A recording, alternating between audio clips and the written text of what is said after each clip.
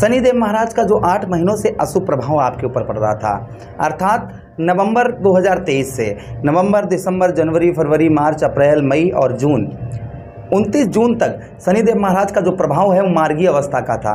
अर्थात आपके जीवन पर जो भी प्रॉब्लम, समस्या क्रिएट हो रही थी वो कहीं ना कहीं इसमें शनिदेव महाराज का थोड़ा बहुत हाथ अवश्य था, क्योंकि शनिदेव महाराज कहाँ पर, आपके ठीक छठे भाव पर विराजमान थे। अब छठे भाव पर, छठा भाव किसका होता है? रोग, ऋण, शत्रुओं का भाव होता है। अब शनिदेव महाराज वक्रीय अवस्था में होने जा रहे हैं, अर्थात अपनी गति से कम गति में चलने वाले हैं। इनका जो प्रभाव, अशुभ प्रभाव है, वह भी कम यहाँ पर होने वाला है।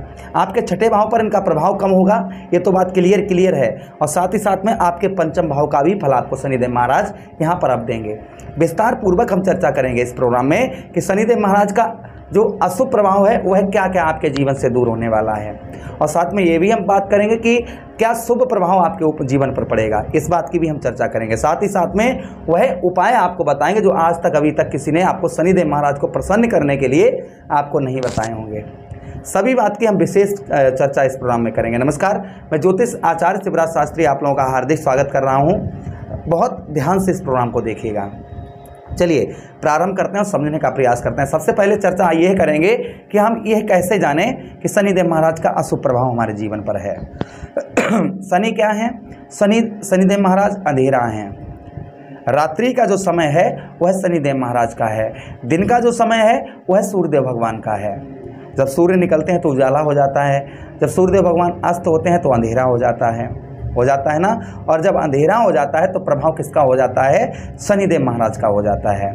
जिन लोगों को अंधेरा बड़ा पसंद है, अंधेरे में रहना बड़ा पसंद है, उनके लिए कहीं ना कहीं अशुभ प्रभाव शनिदेव महाराज का उनके ऊपर पड़ रहा है। जिनको अंधेरे से बड़ा प्रेम है, जिनके दिन के रोशनी में कोई कार्य सिद्ध नहीं होते हैं, दिन में किसी भी प्रकार का काम में मन नहीं लगता है, नुकसान लॉस होता है, दिन के समय में कोई भी काम करते हैं जिसमें आपको कष्ट परेशानी होती है, आलस्यपन लगा रहता है, तो कहीं ना कहीं यह भी शनिदेव महाराज का प्रभाव है।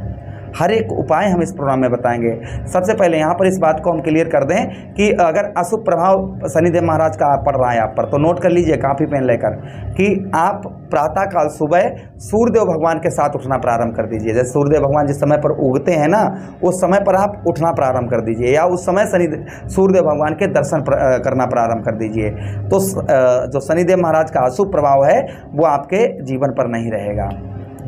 अगर आप लेट उठते हैं, 8, 9, 10 बजे उठते हैं, तो आज से ही आप अपना समय जो है उठने का चेंज कर लीजिए।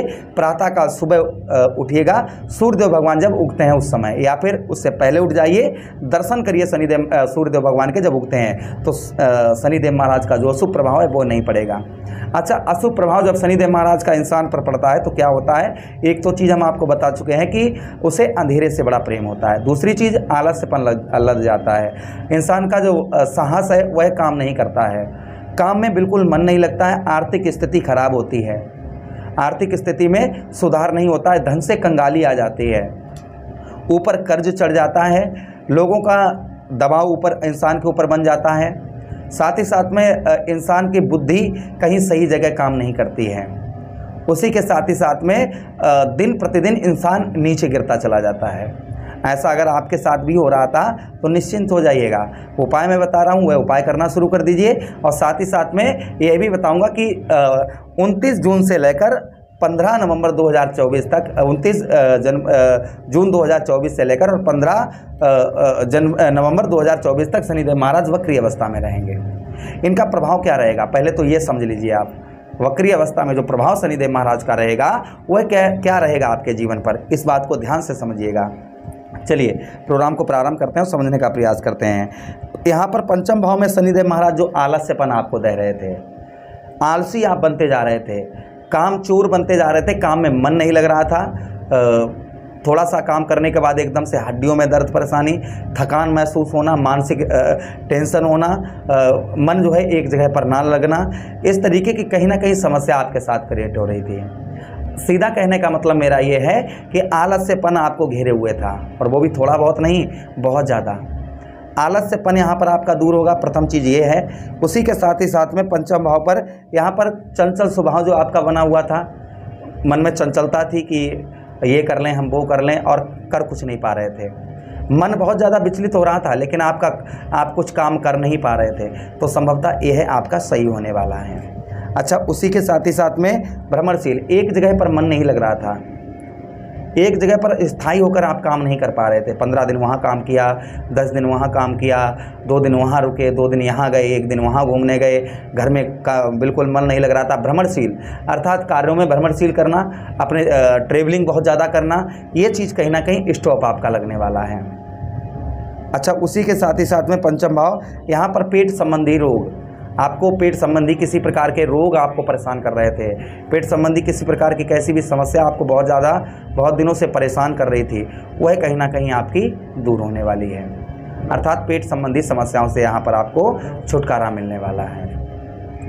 अच्छा, उसी के साथ ही साथ आगे हम बात करते हैं पंचम भाव, यहाँ पर लव लाइफ में, जिन लोगों के लव लाइफ में समस्या चल रही थी, प्रेम संबंधों में प्रेम समस्या चल रही थी, पढ़ाई में विद्यार्थियों का मन नहीं लग रहा था, वह कहीं ना कहीं मन जो है विद्यार्थियों का लगना प्रारंभ हो जाएगा। यहाँ पर वक्रीय अवस्था में यह शुभ प्रभाव आपको शनिदेव महाराज अवश्य ही देंगे। अच्छा, शनिदेव महाराज के लिए हम अभी बात कर रहे थे कि क्या हम उपाय करें, किस प्रकार के उपाय करें। बहुत सारे उपाय करके आप थक भी चुके होंगे और कोई ज़्यादा बेनिफिट उपायों से नहीं मिला होगा, लेकिन जो उपाय हम यहाँ पर आपको बता रहे हैं, उन उपायों को कॉपी पेन लेकर आप नोट करके रख लीजिएगा। उन उपायों को अगर आप करते हैं और आप रेगुलर करते हैं, नित्य प्रतिदिन करते हैं, तो समझिए किसी भी प्रकार की कैसी भी समस्या आपके सामने नहीं आएगी। चलिए, आप पहले बात, क्योंकि मित्रों ज्योतिष क्या, ज्योतिष एक दर्पण है, हमें होने वाली घटनाओं के बारे में अवगत करा देता है। सही क्या करते हैं हमारे उपाय हम जो करते हैं, उन उपायों से हमें राहत प्रदान होती है। तो सबसे पहला जो शनिदेव महाराज को प्रसन्न करने का उपाय है, वह यह उपाय है कि शनिदेव महाराज क्या है, शनिदेव महाराज वृद्ध हैं, वृद्ध व्यक्तियों की सेवा करना। आपके घर में माता पिता हैं, जितनी आप उनकी सेवा कर पाएँ उतना शनिदेव महाराज प्रसन्न रहते हैं। प्रथम चीज़, कोई वृद्ध व्यक्ति रोड पर आपको मिल जाता है जिसे किसी चीज़ की आवश्यकता है, या वो कहीं जाना चाहता है, या वो भूखा है, उसे आप भोजन करवाइए। किसी चीज़ की आवश्यकता है, उसको दान दीजिएगा, उसकी ज़रूरत को जो है पूरा करिएगा। दूसरी चीज़, आपके जो कर्मचारी आपके साथ काम करते हैं, आपके निचले स्तर पर, या आपकी फैक्ट्री वगैरह कुछ भी है जहाँ पर आपके लेबर मजदूर काम करते हैं आपके साथ जुड़कर, और आप उनके बॉस हैं, तो उनका हिस्सा बिल्कुल मत मारिएगा।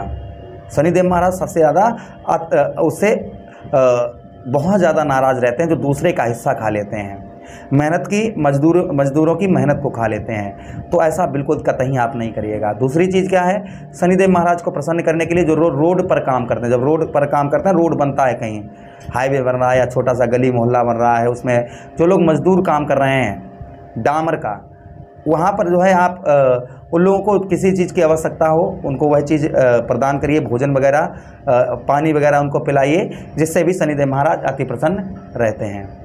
अच्छा, उसी के साथ ही साथ आगे हम बात करें, आगे उपाय हम अगला बताएं, कौवा और कौवे के साथ ही साथ में कुत्ते, काले कुत्ते को और कौवे को सेवा करें, उनकी आप भोजन वगैरह उनको खिलाएं। दूसरा उपाय हम आपको और बताते हैं कि हनुमान चालीसा का पाठ करें, सुंदरकांड का पाठ करें, बजरंग बाण का पाठ करें, रेगुलर करें, और 1 लोटा जल शिवलिंग पर नित्य प्रतिदिन चढ़ाते रहें। और शनिदेव महाराज का जो अशुभ प्रभाव है वो आपके जीवन से बिल्कुल ही दूर हो जाएगा। शुभ प्रभाव शनिदेव महाराज के मिलना आपको प्रारंभ हो जाएंगे। आदेश दें, किसी अन्य प्रोग्राम में पुनः भेंट करते हैं, तब तक आप लोग अपना ख्याल रखिएगा। प्रेम से बोलिए कृष्ण कन्हैया लाल की जय।